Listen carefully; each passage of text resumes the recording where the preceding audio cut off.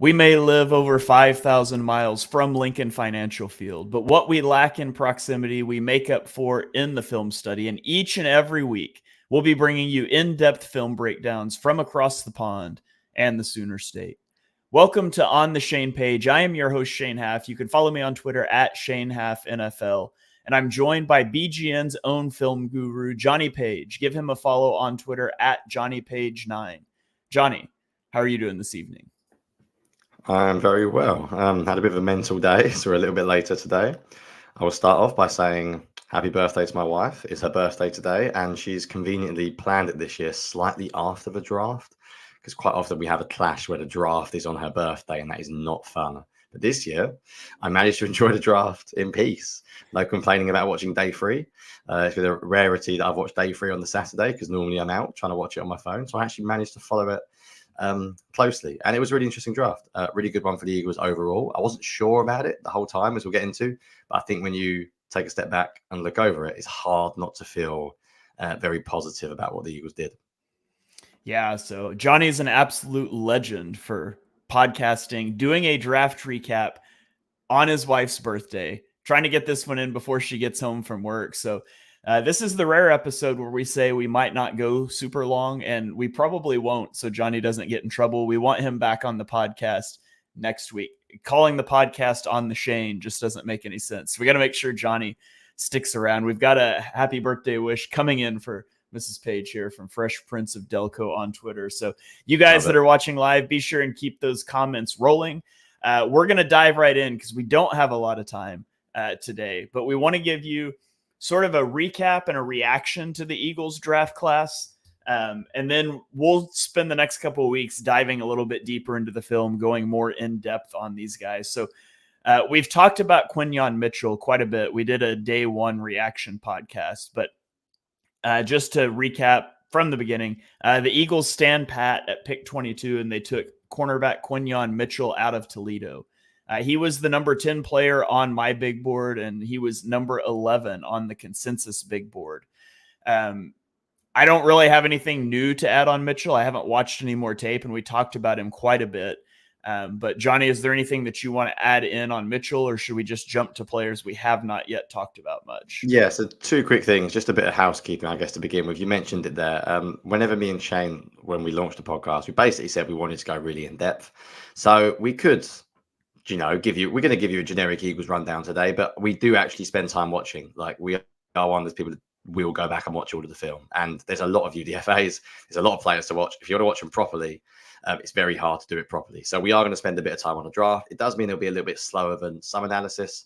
But if you really want to know these players inside out, we're going to try and go like pretty deep. So just stay around. We won't go into too much depth. I'm not going to lie to you and to say everything about Jalyx Hunt, because I don't really know yet. I've watched very, very briefly and obviously read scouting reports like everyone else. All I would add is I did watch a little bit more of Quinyon Mitchell, partly because I felt like I needed to know him a little bit better. Secondly, because I needed a few clips for an article that I need to write for Bleeding Green, and I didn't find a lot of good stuff online. So I tried to find a few games I hadn't watched, and I tweeted a few of these clips out yesterday, if you follow me. The thing that I already knew, but I think it really, really came over to me, was how good he is at the catch point. I think sometimes we talk about cornerbacks and we talk about like the way they move, like the fluidity of their hips, their speed. And I think sometimes we don't do it with receivers, but with corners, we ignore like their timing at the catch point. And it really stood out to me how good he was at the catch point. Like, there was a few clips that I tweeted out yesterday, and I called a couple of them like teach tape, where the way he makes contact with the receiver is exactly when the ball arrives. And not only that, but you can see him make contact exactly with the receiver's hand. And there's a brilliant clip, as I said, go and look on my Twitter from yesterday. It's the first one I tweeted, where the video actually slows it down. So I haven't got to, which is nice. And you can really see the timing there. So I think the only thing that I would add that I saw from Quinyon Mitchell, I already knew about the athleticism. I already knew about the coverage ability. It was the way he played the football. That was the thing that really surprised me. And I know that his like pass breakup numbers are insane, but when you actually go and watch him a little bit more, you can really see it. Just as I'm talking, obviously, Shane, you've got the clip up here, and this is the one. If you look at what I mean, if you're watching on the video, the second the receiver makes contact with the ball, Quinyon Mitchell's there. And I think everyone knows the statistics by now, but 44 pass breakups in 2 years and 1 pass interference called. That is pretty freaky for a guy that, height, weight, speed prospect who can do that. So I felt really good. I already felt really good. Then I watched them again and I felt even better. And I even went back and watched some senior ball reps, which I hadn't watched before. And he just looks so fluid. So that's my way of saying I'm not going to talk in depth about someone. That's about as brief as I can possibly be. But yeah, nothing really to add. Everything I thought from pod 1, but just the way he plays the football really impressed me the second time around, which is always good. Yeah, and if you guys missed that day 1 reaction show and you're like, I can't believe they're already moving on from Quinyon Mitchell, we dropped about a 45-minute episode talking about Quinyon Mitchell right after day 1. So go back in the feed and check that one out, and we'll get more into him when we get to the film. Last question here before we move on, coming in from YouTube from Quentin. Did we pick the right corner at 22? So I'll start. Quinyon Mitchell was my CB1. I think I said quarterback instead of cornerback, but whatever. He was my CB1 at 10 overall. I had Terrion Arnold 1 slot below him at 11. So Quinyon Mitchell would have been my pick. I would not have been upset if the Eagles took Terrion Arnold instead. I do think Quinyon Mitchell is just a little better fit for what the Eagles are going to want to do. But Jonny, your thoughts, Arnold versus Mitchell. Would you have taken Mitchell as well, or would you have preferred Arnold? Yeah, it's a funny life, isn't it? I can't lie to you. My draft rankings are out there. I had them both as my only tier 1 cornerbacks. I put Arnold slightly ahead. I thought that Mitchell's film was better. The only reason why was the Alabama basically thing. Big school. I watched his interviews and I loved Arnold's interviews off the field. That was basically it. I thought Mitchell had the better film. But I thought Arnold, coming from Alabama, from a bigger school, and the way he interviewed, I think was a little safer. There's slightly more projection than Mitchell. But when you look at the athletic testing and you look at the traits, Mitchell was better. So obviously now I've watched the interviews and read the comments. I am Team Mitchell. I did have Arnold 1 slot higher, but they were both tier 1 cornerbacks. So I think the Eagles were extremely lucky to get either of them at 22 because I had them higher, as I know you did as well. All right, so let's move on into the second round, where the Eagles took a guy that was widely mocked to them in the first round in cornerback, or defensive back, I guess I should say, Cooper DeJean out of Iowa. They traded up to 40 to get him. He was number 18 on my board. He was 21 overall on the consensus big board that's out there.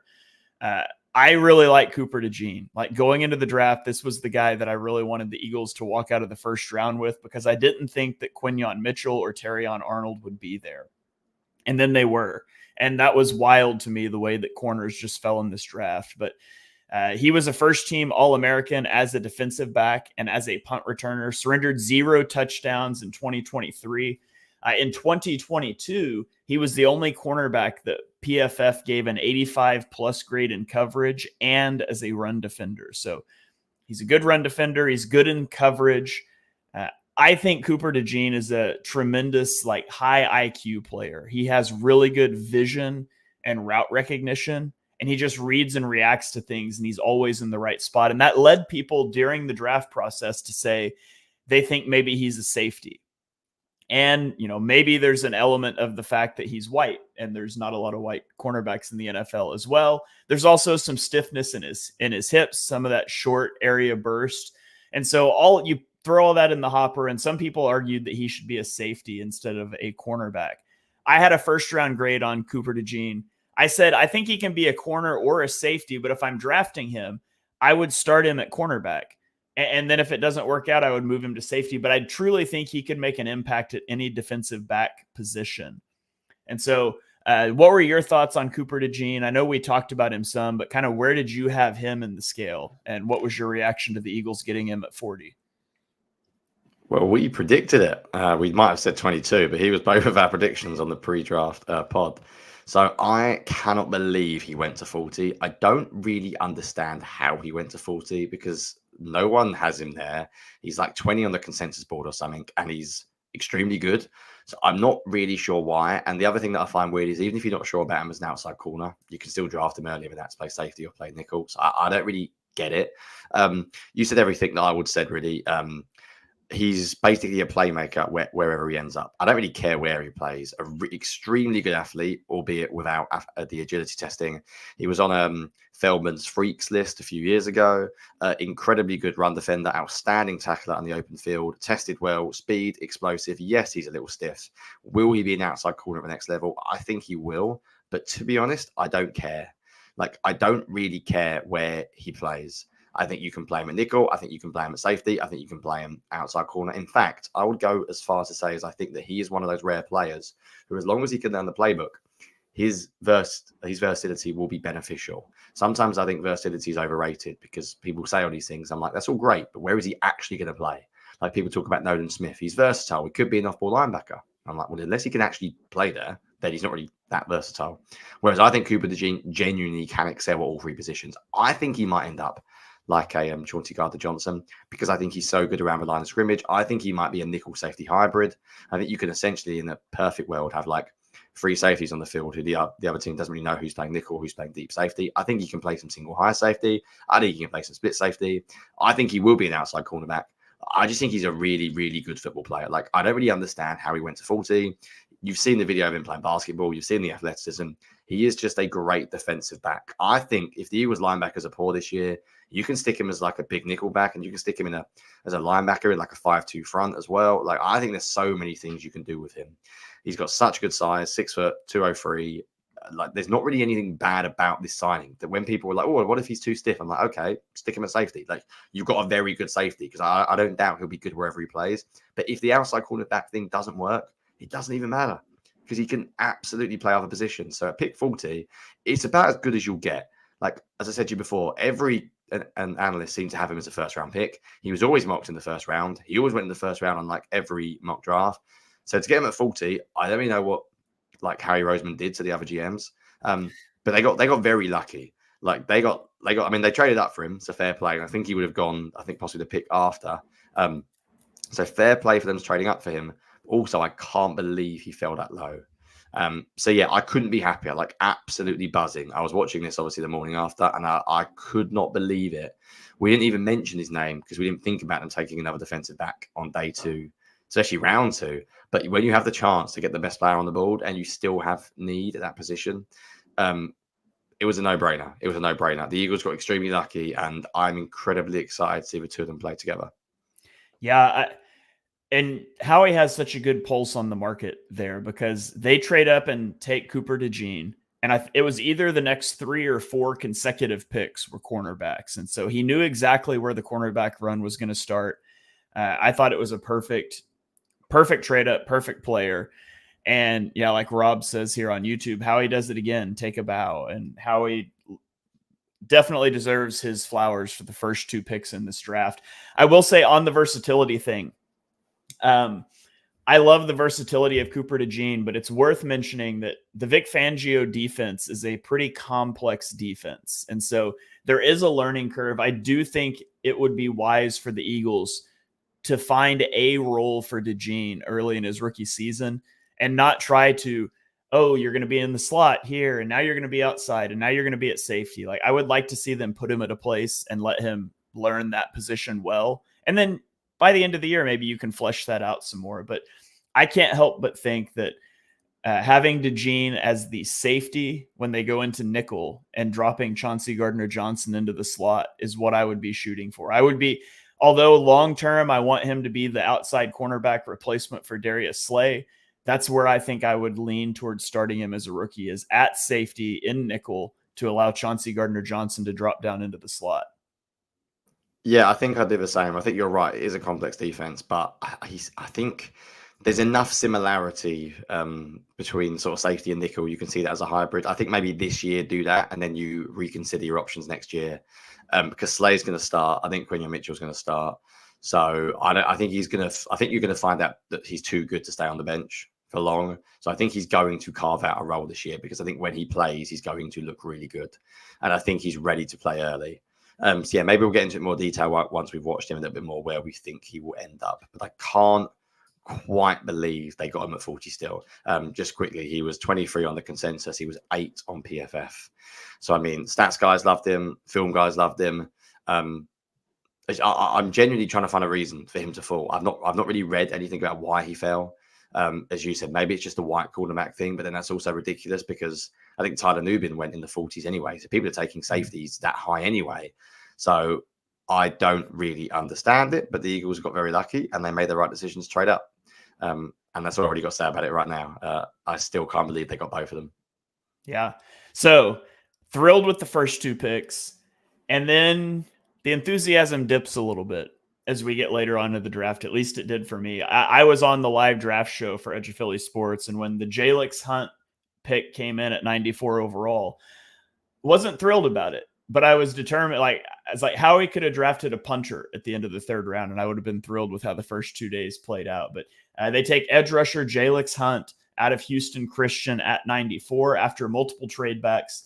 Adisa Isaac went off the board at 93, 1 spot ahead. So my initial thought was that maybe they were shooting for Isaac and they got a little too cute with the trade backs and they missed on their guy. But almost immediately it came out that this was one of Fangio's guys. And this wasn't like an hour later at a press conference when they had time to plant that. It came out pretty immediately. And so that does make me think this may be who they were targeting all along. Jalyx Hunt had a 9.22 relative athletic score. He was a wide receiver in high school, went to Cornell as a safety, and then he transferred to Houston Christian University and became an edge rusher. I've seen some clips of Jalyx Hunt. Haven't really got to, I don't know where I'm going to find footage of Jalyx Hunt, but that's going to be a little hard to come by other than the clips on Twitter. But from what I've watched a little bit, he has terrific agility and speed, as you would expect from a wide receiver turned safety turned edge rusher. Per PFF, he had a 25.3% pressure rate on 3rd down last year. And so in pure pass rush situations, he just ran circles around guys. Literally, he didn't have a lot of pass rush moves that I saw. He just didn't need them. But he's a guy that I could see the Eagles using a lot on stunts where they can use his quickness to get inside. If they want to drop guys into coverage like they were doing last year with Hassan Reddick, he obviously would be a good fit for that with his speed and his background as a safety. So he should be better in coverage than maybe dropping Nolan Smith or a Josh Sweat or a not Bryce Huff. What's the edge rusher Huff we got? I'm going to keep doing this. No, it was Bryce Huff. It was Bryce Huff. Who did I keep saying? Josh Huff. Yeah, Josh Sweat. Whatever. I'm going to do that all year. You guys are just going to I'm just going to start saying Huff, but I could see him carving out he's probably going to be a big special teamer. I don't think he'll play a lot early, but when he does play, I could see him being a stunt man and a dropper in coverage. Just quickly, do you know if he played on special teams? Have you read that anywhere? I believe that he did. I can try to look it up here while you're talking. Right. So while you talk, I'm going to give the people no analysis about Jalyx Hunt because I have not watched him yet, except for what I've read. However, I'm going to give you analysis about he is not Davion Taylor. So I'm going to explain something. I hated the Davion Taylor pick, possibly more than any pick I've ever hated in my life. And if you go back through my Twitter, search my name and search Davion Taylor, you will know I hated it immediately. I hated his film. There is a difference. And I've seen people online compare the two. Now, I'm not saying I like this pick because I'll be honest, when it happened, I was a bit confused. And it does have a little bit of a Howie Roseman reaching for a freakish edge defender to it. But there's a big difference. He at least played edge last year. Now, he might have played other positions in his background, but last year he played edge. Now, whether he's ready to play edge, I don't know, but at least they watched him edge. I was pretty deep in the Davion Taylor film. He did not play a proper position. His film was absolutely absurd. He was like an overhang defender. He was like chilling as like an edge linebacker cornerback hybrid. Like I've got no idea what I was watching, Shane, when I was watching Davion Taylor. There were so many times I was watching him and his instincts were undraftable. Like I was watching the guy like he can't play football. And I felt really mean going after Davion Taylor because I rarely try and have like vendettas against players. And it just became like, I wrote a lot of film pieces about him for Bleeding Green. And I got, of course, when I'm negative, more comments pointing out that I'm wrong and he's going to be great. And I was like, listen, I like really hope he's really good. Like, I hope he gets good in his future. But his college film it wasn't even bad. It just didn't make sense. It wasn't like what you want to see out of an edge or a linebacker. So I don't know if Jalyx Hunt's going to be any good, but I would just say comparing him to Davion Taylor is a little bit unfair because Davion Taylor's film was unwatchable because it wasn't going to translate. As far as I'm aware, from what I've read and from what I've seen, Jalyx Hunt is at least playing the position he's going to play at the next level, so you can at least evaluate him. And secondly, if you have the numbers, Davion Taylor did not play special teams, I'm pretty sure, at all. So he was an absolute no-go. I want a third round, obviously, to be better than just special teams. But the worst case scenario, at least you get a freaky athlete who can play special teams. Because Davion Taylor didn't do anything, basically. Do you know if you have special teams numbers? I do. Jonny, we've podcasted long enough to know that you should know that in 2 minutes I can find any stats you need. And did he play? He did. So he played 383 special team snaps over the last 3 years at Houston Christian. And that wasn't like all this year. It was over 100 each of those 3 years. So he does have some experience on special teams.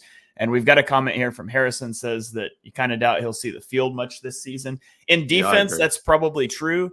But if he can carve out a role on special teams, that gets you game day active and it maybe gets you a few reps here or there. So that's probably the hope for him in year one. It's pretty incredible, but I'm reading back because I wrote a joint article about Davion Taylor and TJ Edwards, and I'm going to find some of my tweets while we're podcasting because some of them were pretty brutal on him. But basically, I said, like, it's pretty incredible when you watch both of their film that TJ Edwards went undrafted and Davion Taylor went in the third round. But then you look at their spider charts, and TJ Edwards basically had zero athleticism, no height, no weight, no bench press, no anything. And Davion Taylor's is brilliant. The problem is when you reach for athletic ability, when you have zero instincts, that is a massive problem. And Howie Roseman has been guilty of that in the past. However, I'm not going to tell you that Jalyx Hunt is the same because I haven't watched him play the position yet. So come back to me in a week or two and I might be more negative. But for now, I hope anyway he's learned his lesson with Taylor and he's not just going to draft a freakish athlete in the third round who can't play the position, because Davion Taylor was the most frustrating guy I've ever watched on tape coming out of college. And I did not understand in the slightest how he was a third round pick. So that's all I'm going to say. I'm not going to give you any analysis on Jalyx Hunt because he was one of the players I did not watch. Funny enough, I watched the Eagles' 5th round pick, both of them, and their 4th round pick, but I didn't watch their 3rd round pick. I even watched their 6th round pick this year. And it's funny that if Jalyx Hunt had gone 5th round and Jeremiah Trotter had gone 3rd round, I actually wouldn't have hated it that much. So it's funny how these things work out. But yeah, he would not be my first choice. But I think some of the Davion Taylor comparisons are a little bit harsh. And hopefully to the people I've explained why that is. I have a tweet that is from a year later, but I said it's been a year and I still can't get over the waste of a 3rd round pick that was Davion Taylor. He shouldn't have even been on a draft board pre-6th round. His draft film was horrendous, like genuinely. Like, and as I said, it wasn't even like he just didn't do anything. Like he didn't play. Oh, this is a good one. You'll like this. So this is during the season in 2020 when Davion Taylor wasn't playing. And I tweeted, I'm now really enjoying the quote, how can Davion Taylor not be worse than this takes? Seriously, his college tape is weird and abysmal. I've said all offseason repeatedly, he is not going to play a snap. He is not even close to ready. And then BLG replied to me saying, how can this player they drafted in the 3rd be worse than what's on the field? And I replied, because he's not a linebacker, BLG. He is about as raw as they can possibly come. I mean, loads of people are tweeting me saying, no, he can't be worse. He can't be worse than what we had. He can't be worse than what we had. Why would they pick someone this raw? And I'm like, I don't know what you want me to tell you. The reason why he's not playing is because he was absolutely awful. And I think this is at the time when like Sean Bradley was playing in October and people were tweeting me like, how could he not be better than like Sean Bradley is a linebacker? Because I can't tell you this enough. Davion Taylor was not a real person. He didn't play a position. And I feel really bad because I just went for him. But like he did not play a position. Whereas I am hoping that at least Jalyx Hunt is not in that category. Yeah. Comment coming in from John here on YouTube. He says, at the end of the day, I was happy with the overall draft, especially since we recouped a future 3rd, 4th, and 5th, but I was hoping for Zach Zinter or Roman Wilson. at 78. And so with that comment, let's transition into day 3, and we'll talk about the selections that the Eagles made there. First up at 127, they took running back Will Shipley from Clemson. He was ranked 128 on the consensus big board, so that's about where consensus had him. Shipley is a good pass catcher out of the backfield. He's got a 9.58 relative athletic score. He had 40-plus targets out of the backfield each of the last 2 seasons. That said, he's not a good pass blocker. Now, I do think that he tries, which is important, I guess, because we've seen running backs that have no interest in pass blocking, but he just fundamentally doesn't have the strength to pass block. I thought he has fairly smooth movement skills. He's okay as like a zone runner, which is what the Eagles primarily run. He ran for 1,182 yards and 15 touchdowns in 2022, but he and really the whole Clemson team had a down year in 2023. The Shipley pick, to me, it felt like rather than getting a different archetype of back from Saquon Barkley, going and getting like a big bruiser that can just get you a couple yards downhill or something like that, it felt like they just wanted to get someone that in a big pinch where Saquon gets hurt, it's like, okay, we could throw this guy out there on all 3 downs. And I wouldn't love it. I didn't love necessarily the value here, but you draft a running back on day 3. I guess I'm fine with it overall. What were your thoughts on Shipley? Yeah, I'm shocked he's got a 9.58 RAS score because I didn't see it on film. Like, again, full disclosure, the benefit of putting out rankings before is everyone knows that you're lying if you say anything different. So I watched, 11 running backs or so. Yeah, I watched about 11, and he was my last guy.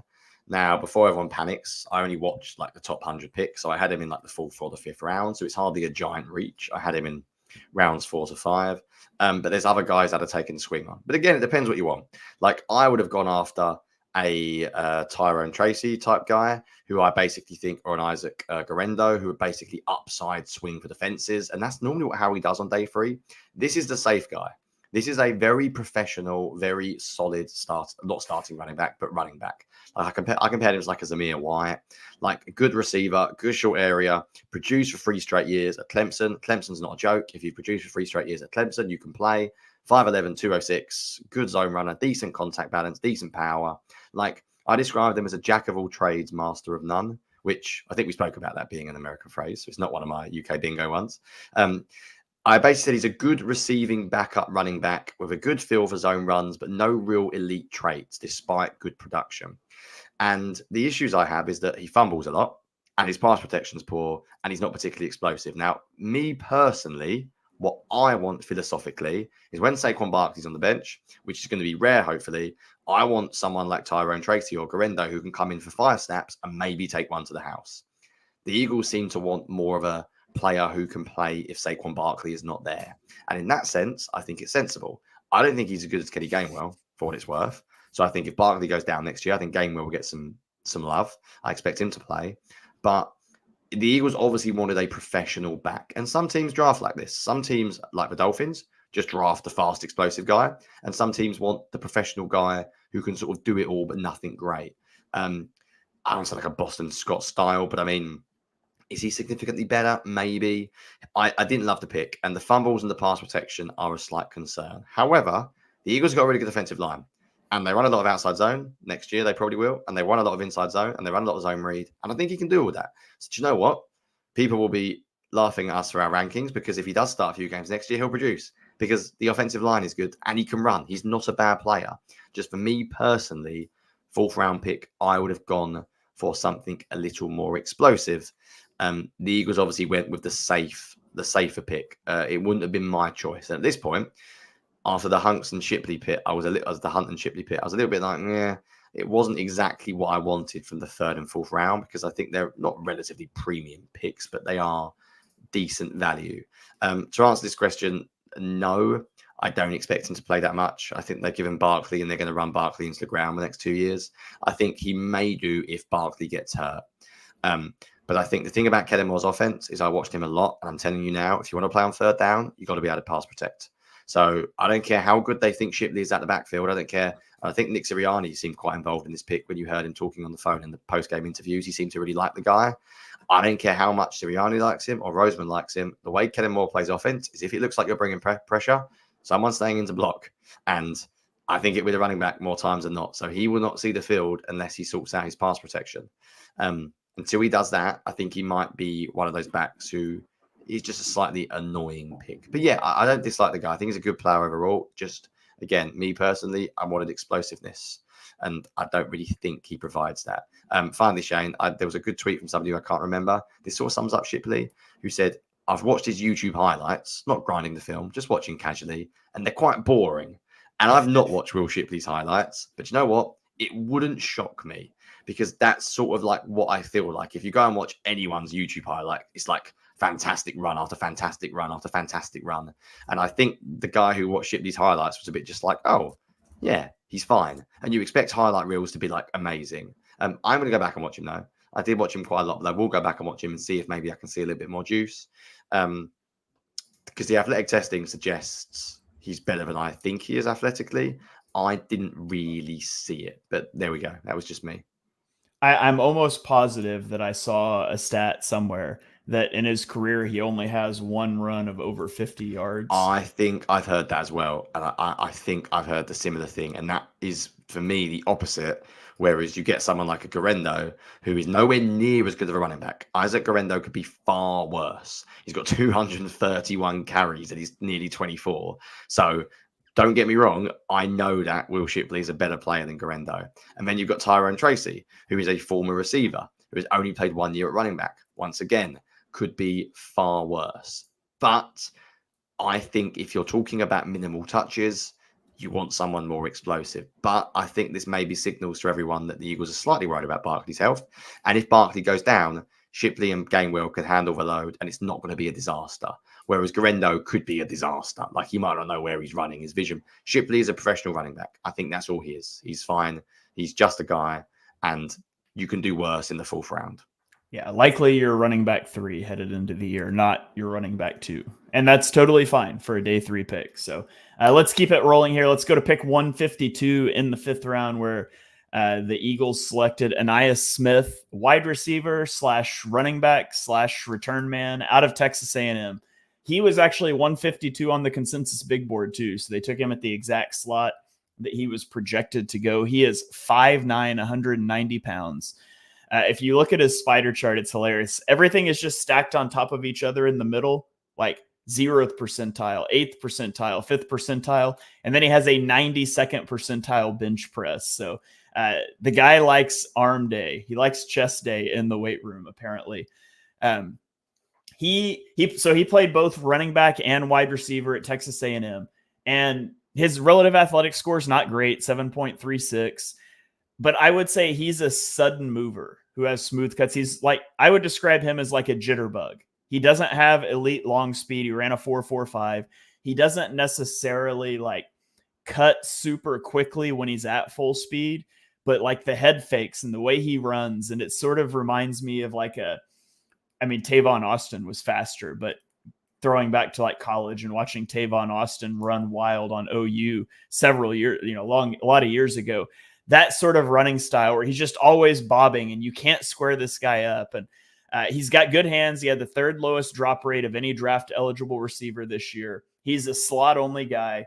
59 of his 80 targets came from the slot. But he forced 20 missed tackles this last season, which was 7th most among wide receivers.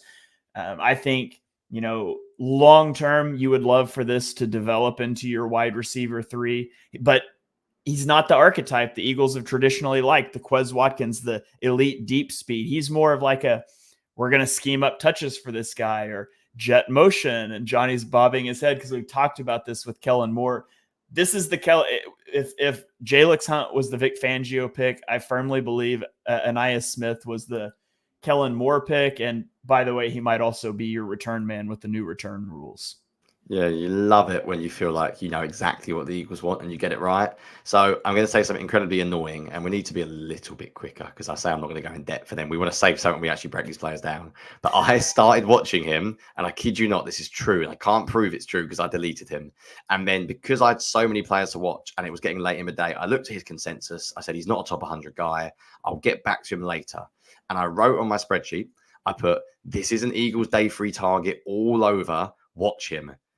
Guess what I did? Didn't go back and watch him. Before I shared the spreadsheet with everyone online, I deleted his name. So I can't prove it because my spreadsheet is the same as everyone else's now. I didn't save a copy. It's just the one online. And I 100%, this is the Eagles day 3 guy. Like, I nailed it. And I didn't mention him in any podcast because we didn't talk day 3 much. And I knew he was a possibility. He is the anti-Will Shipley. He looks very, very explosive and didn't test well. There's a few things about him I'll get into very quickly, and then we'll watch him in more depth. And I'm excited to watch him in more depth. He'll be a good podcast. Firstly, he fits exactly what Kellen Moore wants, like to a T. As I said, I was punching the air. Because I've said this since day one. I've watched a lot of Kellen Moore. Jet sweeps, manufactured touches is what he needed. Paris Campbell was the other guy who can do that. Paris Campbell was 5'11", basically 6 foot, 205 pounds. And Smith is not. Like, quite simply, he's not. He is slot only. Paris Campbell is versatile. That makes a big difference because AJ Brown likes to go to the slot. Devontae Smith likes to go to the slot. So quite simply, you're not going to start for the Eagles if you can't move around. So I don't think Smith's ever going to be a starter. I don't think he's going to be wide receiver 3. I think he's going to be wide receiver 4 or 5. But he can do things in minimal touches, which is 100% what this offense needs because no wide receiver 4 on this team is ever getting targets because AJ Brown's getting 10 a game. Devontae Smith's getting 8+ a game. Dallas Goedert's getting 6+ a game. Saquon Barkley's getting 6+ a game. Oh, and they're going to run the ball a lot. So they do not need a volume receiver. So someone who can run a bubble screen on a read option play and do nothing else in his rookie year except return is perfect for me. So this was the exact guy I wanted him to target. If you're a fantasy guy, ignore him. He's not going to put up numbers, but he'll be a very useful real-life player. And also, if Paris Campbell gets injured, he can play a little bit more. So I love this pick. I'm a little bit disappointed he didn't test as well as he looks on film, but to be honest, that's probably why he went in the 5th round. Whereas a guy like Malachi Corley, who is a similar skill set but bigger and tested off the charts, ends up going higher than even I thought he would. So this was not the name I mentioned, but I can't prove it. But I'm telling you, he was a guy that I knew the Eagles were going to target, and I wish I'd kept him on my spreadsheet because I could prove it, but I can't. So yeah. All right. Well, let's keep rolling here. 155, the Eagles they made the legacy pick. They brought the Axeman home, Jeremiah Trotter Jr., linebacker out of Clemson. He was number 73 on my big board. He was 105 on the consensus big board, and he went at 155 to the Eagles. And I have a clip I have to show of Trotter that I tweeted about back in February, just talking about what a good blitzer he was. So he had 28 pressures and 5.5 sacks on 102 pass rush reps in 2023. So that's tremendous pressure rate. But this particular rep, it came against Notre Dame, and he blitzes through the B gap. And the running back has him squared up from the beginning, and he just makes him miss, makes him totally whiff, and notches the sack. And that was the play where I fell in love with Jeremiah Trotter Jr. And he's got his limitations, of course, for a guy that's dropping down to the 5th round. I do not think you could play him next to Nakobe Dean. I just don't think you can do that in terms of their physical profiles and things. He did not have a relative athletic score because of lack of testing, but he's undersized and he misses a lot of tackles, 16.3% missed tackle rate, but he's got good speed and athleticism, not great, I would say. I think he reads routes pretty well, but at his best, this is a guy that you want to blitz. And, we talked about in our Vic Fangio episode that Vic Fangio often likes to bring like these fire zone blitzes, but then drop one of his ends out. So he'll bring a linebacker, drop an end, the thing that Eagles fans hated last year. But this time it's actually with a plan because we're rushing 4, but we're trying to generate a free rusher on one side with a linebacker. A Jeremiah Trotter Jr. would be great with that. Nakobe Dean would be great with that too if he could stay healthy. Maybe between these two guys, you can end up with one healthy linebacker to play next to Devin White and see how it goes. But what were your thoughts on the Jeremiah Trotter Jr. pick? I love this pick. I think I'm higher on this pick than like most Eagles fans. This basically saved day 3 for me. Like, if they had taken him at 4th round, Will Shipley in 5th round, everything's great. Like, basically, people keep saying, why did Trotter fall? Why did no one like him? I don't think people didn't like him. I think teams, and we hear this all the time from agents and coaches, they have limits, or what's the word? They have a criteria for drafting somebody. And I think a lot of teams will say, we're not touching a linebacker below 235. And Trotter just won't be on their board. Like, I don't think it matters if he's 6th round. I think there are a lot of teams, we always hear from teams when they say, like, how big's your board? They always say it's far smaller than you think, because different teams have different thresholds or criteria. There is no way Trotter's film is a 5th round film. No way. He's fallen because of his size. The thing is, the film's good. Like, I care a lot more about instincts for athleticism at linebacker. I think you can have one athlete, but Devin White, who has got better, I don't care if he runs around very quickly. If he reads everything wrong at times, it doesn't really interest me. Like, look at who this guy's dad is. You know he's got football in his blood. He's been brought up as a linebacker. His speed's good enough. His athleticism, I think, is good enough. He can run side to sideline. He's got instincts in zone. He just knows how to play the position. He can blitz. He's physical. Yes, he has problems. He will always struggle as a stack linebacker. Always. He will struggle to take linemen on the point of attack. He will struggle when teams run power at him. He is small, and it shows. But I think he can be a starter. Like, I genuinely do. I think he can start. I think eventually, I think the problem is him and, as you mentioned, Nakobe Dean are too small. But I think basically you've got your Nakobe Dean backup. And I think if Dean doesn't work out, he could play in the Eagles 5-2 front where he's kept clean. He could play behind Jordan Davis. If the worst comes to the worst, I think he could play right away. Like, he doesn't have the length, the size, and the explosiveness that you really need. But I think he can play in this league. Like, I watched TJ Edwards, and I really liked TJ Edwards early on. I was on the TJ Edwards hype train. Go and look again. I tweet everything and I write everything, so I can't lie to you guys on here. I like TJ Edwards immediately because he's a really smart football player. He gets it, and he's instinctive, and he's made a really good career for himself. So I think Trotter fell because of his size, not because of his film. I know, like, Greg Cosell's higher than me on him, but I mean, he said his film's the best linebacker film in this class. Like, I wouldn't go that far. But you've got someone like Cosell, who I know worked with Trotter's dad, if we're being honest, with the Eagles, but still, he doesn't just write nonsense online. Like, he watches a lot of film, and the film is good. So to get Trotter in the 5th round, I think Howie got incredibly lucky, because I think this year a linebacker was looking like a disaster position again, because all it took for was Nakobe Dean. You had me tweeting like Ben Van Sumeren emojis to get people excited for your linebacker 3, and Trotter brings a safety net. And now I think the Eagles have got 2 starting linebackers, and they got 2 backups that I feel at least a little bit more secure about. I think this pick for me, and maybe I'm higher on him than others, it sort of saved day 3 for me. Because when I saw this in the 5th, I thought you've got a hopefully productive backup / average starter. And for 5th round, for a guy that we all wanted on the team, I think that is a massive win. So I think Howie got lucky because he should have gone earlier. And I think when we get into his film, when we actually break him down a bit more in depth, I think people are going to realize that actually the film is pretty good. The film is pretty good. Yeah, absolutely. And I'm with you. I couldn't believe that he continued to fall, and that the Eagles, who have the connection, who desperately need linebacker, continued to take other players and not go get Trotter. So, you know, we'll get into the film with him a little bit later. Let's round it out here with these last 3 picks. At 172, the Eagles selected offensive guard Trevor Keegan out of the University of Michigan. He had a 9.19 relative athletic score. He is 6'5" and 3/8, 310 pounds. Pretty good mover.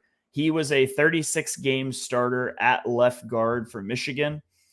He allowed 13 pressures on 936 pass rush plays, which is a 1.4% pressure rate allowed.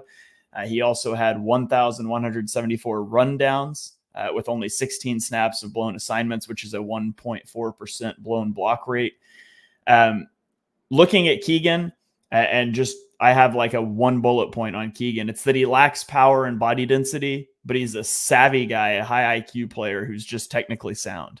Like, not a high floor, not a high ceiling, I don't think, but he's a guy that just at least knows what he's supposed to be doing, even though there's some size and power limitations there. He's probably just a backup interior offensive lineman. Like, the Eagles did not address offensive line at all on day 1 and 2, which really surprised me. I think that tells you Tyler Steen's going to be your starting right guard. But I wouldn't be surprised if Keegan gets reps at right guard and they try to develop that versatility and sort of have a backup all along the offensive line. Yeah, and I mean, they've obviously added Mekhi Becton afterwards, so there's your swing tackle as well. I think the ball just didn't fall to them particularly kindly. One of my 1,000 predictions in our day one instant reaction show was that the Eagles would go defense on day 2. So I got that right. If you ignore that, that was my second prediction, and my first prediction was wrong. So if we take the second one, I got it right. Yeah, I haven't watched him. I don't know much about him. Everything I read seems good. It seems like he was a bit decent to fall down there. I think backup wise, you can probably combine the 2 offensive linemen together, to be honest, Shane, if you want to bring Dylan McMahon up on the board. I've not watched either of them either, but they swing for athletes. I mean, this is the guy I'm a little bit more interested about because his athleticism is off the charts in terms of broad jump and vertical jump, which tells me he's explosive. And a 9.88 score in the shuttle is really important. I think Josh Norris talks about the shuttle for offensive linemen being a big deal. And I believe this is one of the guys the Eagles drafted who fits the bill athletically. At the end of the day, we've said this about Jeff Stoughton in previously. One of the best things about having the best offensive line coach in the world is you shouldn't need to take high picks every time. Like when you look at the Eagles offensive linemen currently, you've got Lane Johnson, 4th overall pick. Next to Tyler Steen, 3rd round pick. Next to Cam Jurgens, 2nd round pick. Cam Jurgens? 2nd, yes. Landon Dickerson, 2nd round pick. Jordan Mailata, obviously freak case. But you should be able to get some offensive linemen later in the draft. I view offensive linemen as a unit rather than individuals, and you don't want any real weaknesses. If you can develop one of these 2 into a decent backup, they've got the athleticism to start eventually, then perfectly fine. So I have 0 problems with either of them. And actually, I think I'm quite glad they didn't take offensive line early, although I sort of talked myself into it because, as I mentioned before, one of the things about having the best coach is that you shouldn't have to necessarily go after the best players every year, because the idea is you can obviously build them up. So yeah, both offensive linemen, I haven't watched them yet, so I've only read stuff that you've all read online. I will watch them eventually, and maybe we'll have some more thoughts. But as of late, you can't complain. 2 athletic offensive linemen on day 3. You will never ever hear me complain about that. Yeah, so Dylan McMahon has the fastest short shuttle of any interior offensive lineman in the last 10 years. And only 2 guys have had a faster 3-cone. And one of those guys was Cam Jurgens. So the Eagles they have a type on the interior there. He also has played everywhere on the interior. In the last 3 years, he's played 606 snaps at left guard, 980 snaps at center, and 728 at right guard. So tremendously short arms and wingspan, but he does have that versatility across the interior. So as we transition to the Eagles' second to last draft pick, the last guy that we'll talk about here, I do have an announcement I have to make, Jonny, and that is we have topped 1,000 live viewers for the first time since we started live streaming. So those of you guys that are watching, you guys are incredible, absolute legends for having 1,000 live viewers during the middle of a work day. Appreciate you guys. Don't get yourselves in trouble at work here. But let's talk a little bit of Johnny Wilson, and we'll get out of here. So this is a pick I was actually really excited about. Johnny Wilson is 6'6", 231 pounds. He ran a 4.52 40, which in terms of like speed, that's not, insane speed, but at 6'6", 231, that's incredible speed. This guy is huge. He's fast for his size. And when I'm looking at guys that I want to take on day 3, this is what I want to do. I want to take the Dylan McMahon that's an athletic freak. I want to take the Johnny Wilson that is ridiculously tall and large and can run, up there with guys that he's got 30 pounds on. Now, Johnny Wilson has a lot of drops on his film. He is not the best separator, but that rare size and wingspan with good movement skills makes me excited he's on the roster. I've heard a lot of talk about him being like a hybrid tight end. I don't think so. I think he's probably just going to be a receiver, and he's got a lot of work to do. But with a 6th-round pick, this is the exact kind of guy that I want you to go draft. Yeah, I'll be honest, Howie's getting a lot of credit of late, and I think rightly so. I don't understand where some of these guys went, Shane. I don't know if NFL GMs are just getting worse. My friend's a Jags fan. I look at the Jags draft, and they're just taking guys on the consensus board at 400 in the 5th round. Why is he available in the 6th round? What am I missing? Is he brilliant? No, of course he's not. He went in the 6th round. But I had him as a 3rd, 4th round grade. I mean, he's 6'6", 231, and he can run. catching is an issue. Like, granted, catching is a problem. And if you've got a receiver who doesn't catch particularly well, fair enough, slight issue. But you know what? You can coach people that. You can't coach someone to be 6'6", 231 and actually run. Like, he's not a tight end. Like, he can actually move. Like, he can get off press. He's not just a straight line athlete. He can win in the short intermediate game. I can imagine him excelling on like a deep dig type thing when you're running dagger. Like, I think he can give AJ Brown a couple of snaps off. Like, I think he makes a roster for a 6th round pick. Hurts throws a brilliant outside of numbers deep ball. So why the hell not? Like, this is like a swing for the fences. That what's the downside here?